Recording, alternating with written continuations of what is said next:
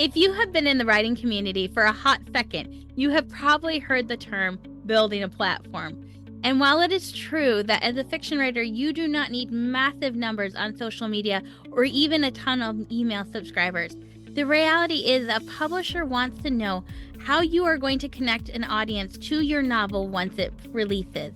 But today, I want to challenge you to stop worrying about building a platform and do something different instead for your novel. And the thing that I want you to do is going to make any publisher very happy. But before I get into that, allow me to introduce myself. I'm Rachel Fehrenbach. I help Christian writers craft and publish a novel that has an engaged audience ready to buy it. So what is this thing I want you to do instead of focusing on platform building? I want you to add people to your community team. That's community team. I know it's cheesy, but I chose this word on purpose because it's memorable. Cheesy is memorable. And I want you to remember each day that you get up and you hit the writing routines and writing rhythms that you're asking yourself, how can I add people to my community team today? So let's break this down. What exactly is a community team and why do you need to focus on adding people to it instead of platform building? Simply put, a community team is a group of individuals who are championing your writing work. Now, here are some characteristics of those individuals. They genuinely want to see you succeed. They are willing to help you carry out tasks that you cannot do yourself. They act like your wingmen. They want to be part of something with you. They are fans of you, not just your work. They want to learn from you. They want to hang out with you. They have received value from you and they want to give that value back. They don't expect perfection from you, but they want consistency. And they talk about you behind your back. Now, that might be like, wait a second, I don't want people talking about me behind my back, but listen up. Yes, you do. Because you can only reach so many people telling them about your offer of a book. You need other people talking about you, even when you're not talking, right? You want people talking about your book. How often have you went to purchase a book because somebody recommended it to you?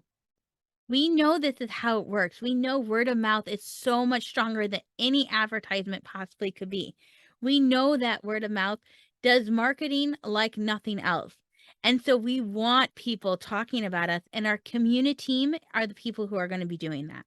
So, who's on this community team with you? Who are these people that are going to be in your corner helping you succeed, cheering you on, championing your work? Well, first, you're going to have your inner circle. Your inner circle of this community team is made up of people like your spouse, your kids, your mom, your family, your friends that are close to you. These are people who are in your corner, regardless of if they understand this writing thing you do or not. They are just so proud of you and they love you and they are there for you. Also, on this community team are your writing community. These are the people who get it. You know, back in episode 3, we talked about getting yourself some solid writing friends. And this is where it comes into play. These are the people who understand what you are doing. They understand this writing life because they're living it too. And they're here for you each step of the writing journey. You're also going to have your helpers. These people are part of your community team, and they are either paid or unpaid individuals, and they're the ones that help you execute the task. Because the reality is, there's a lot to this. You're not just a novelist, you're an entrepreneur. And as such, you need people around you helping you get done all the things that you need to get done. So, this could be something like a virtual assistant. Virtual assistants do various tasks, or maybe they're more of like task coordinators, people who do specific things like social media coordinators. You're going to have people like your beta readers or your book production people. Like, this is whether you're traditionally published or self-published. You have people in your circle championing your work through their ability to create covers, create great back cover copy, edit your book. These people are on your community team. You also have your book marketing people, your people who run your ads, the people who do your PR, the people who help you do your book launch. These people are important people on your community team. They help you Tell people that you have a novel for them. And then you have other people that are your helpers that may not even know they're your helpers, like your favorite barista at your favorite coffee shop where you write your novel, or the customer support team for the tools that you use for, say, like your author website. Those people are a part of your community team too, even though they don't necessarily know it. But when you think about it that way, you're going to invest in tools that have good customer support because it's going to make your life as a novelist a whole lot easier. You also, as part of your helpers, could possibly have home helpers, things like grocery delivery or maybe somebody who comes in and cleans. These people are part of your community team and they help you get your work done as a novelist. You also might have kid care helpers who give you childcare so that you have time to really dive in deep into your novel and write a lot of words at one time. You might have tutors that come in and help your kids, or you might do a co-op, a homeschool co-op, and you write during the time that your kid is in a co-op class. You might participate in carpooling so that you have an hour or two to write something. You don't have to worry about getting your kid to practice. Somebody else is doing that, and you can be writing instead.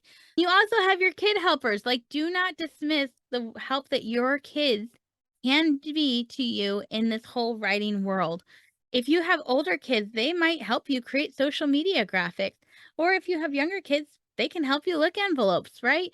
Like, there's different things that they can do. And just side note, the more you involve your kids in the work you do as a writer, the more they begin to understand what you're putting into this writing thing. They get to have a firsthand view into their parent pursuing their passions.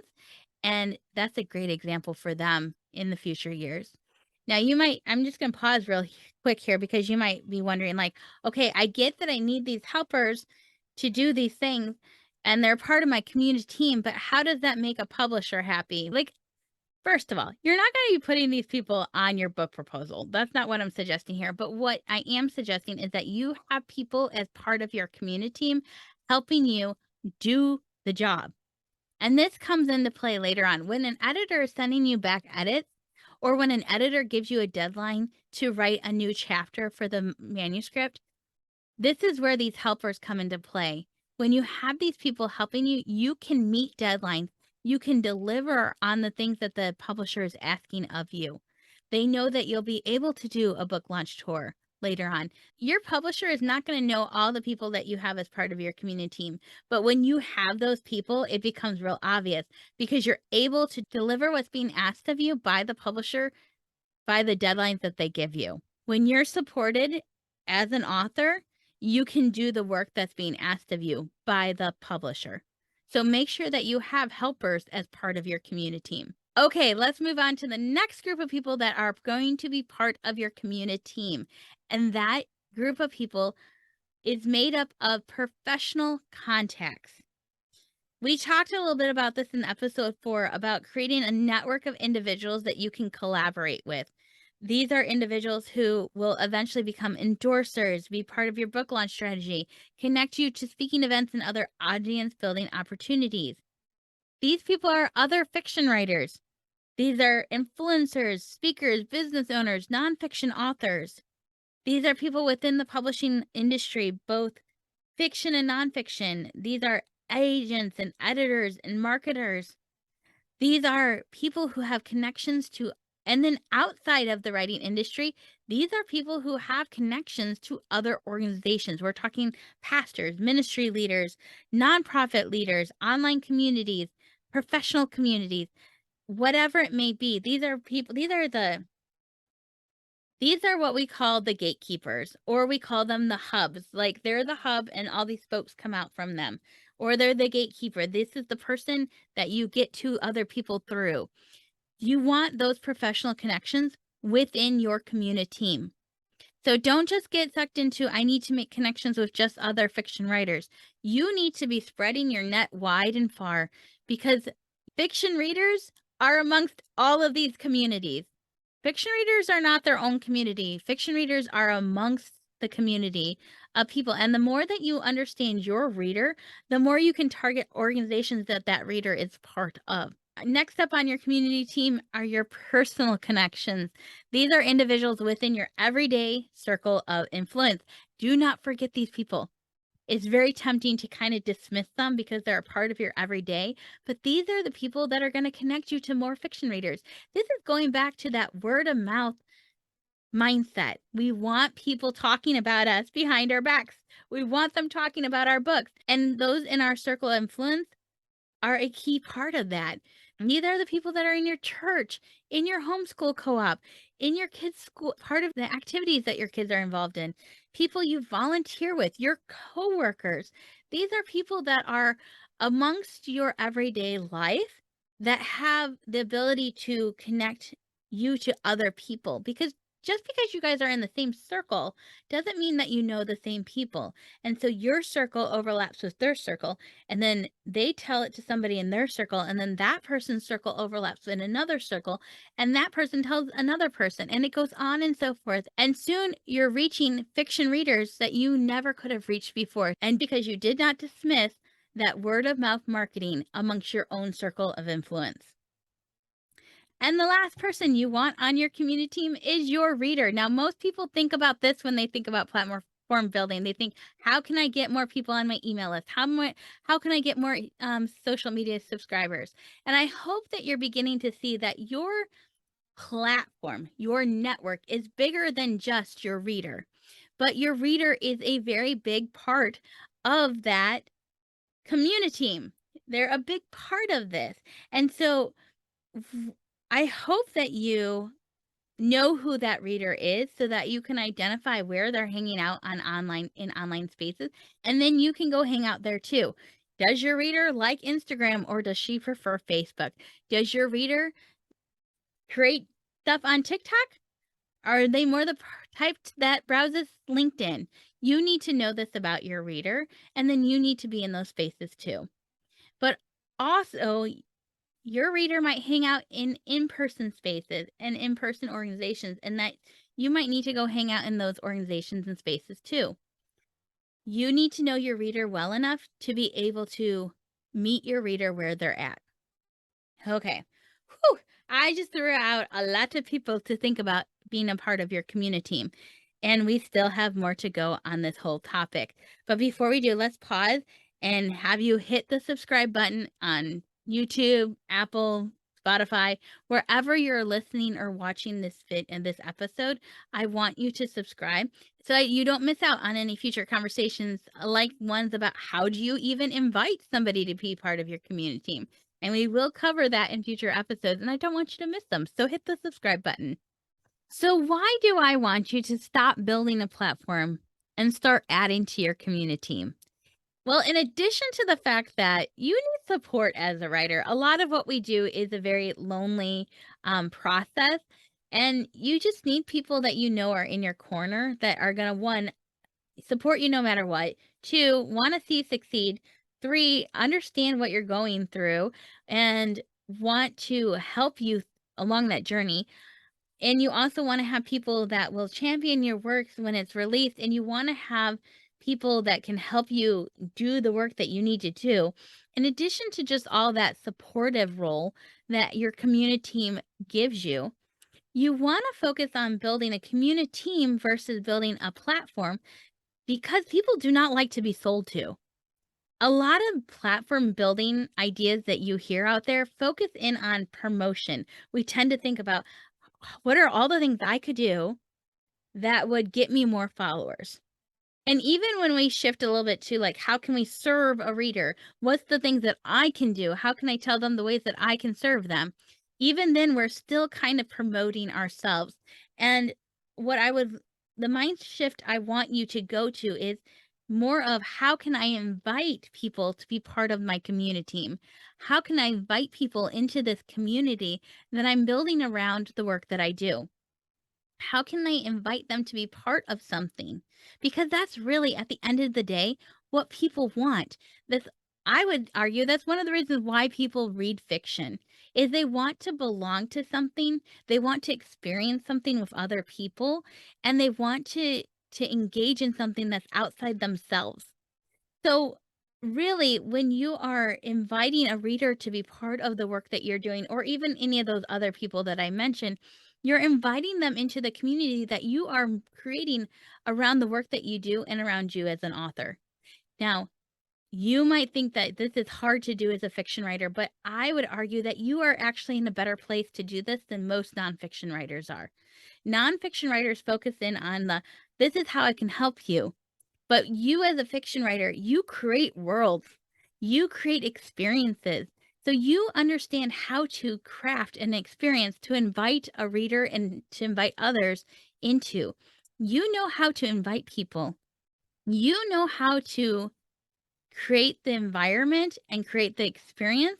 Where you need to gain confidence is inviting people into that to experience it with you, to join this community with you, to be a part of something with you and something that's outside of themselves. Because at the end of the day, that's what people want. They don't want another advertisement. They don't want another promotional thing in their face. They want to be invited to be a part of something.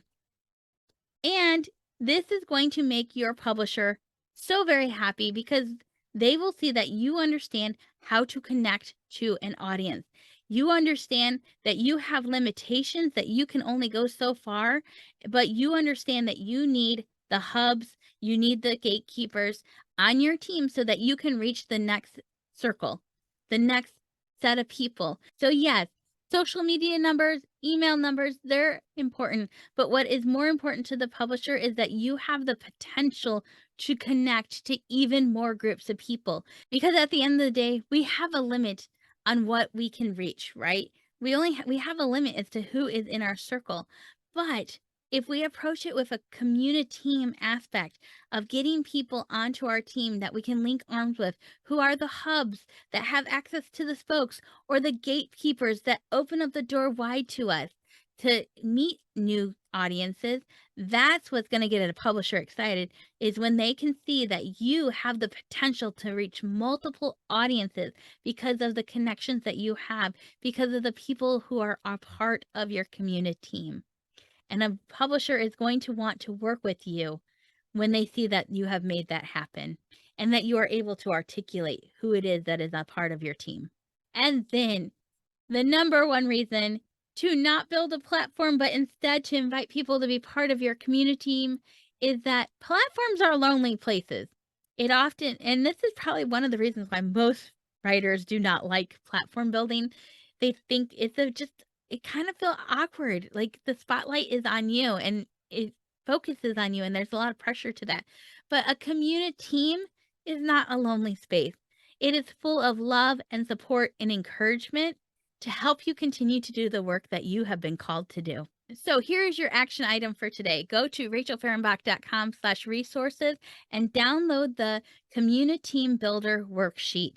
I've created that worksheet for you to work through so you can see who's already on your community team and also identify the gaps so that you can start inviting people onto that team with you.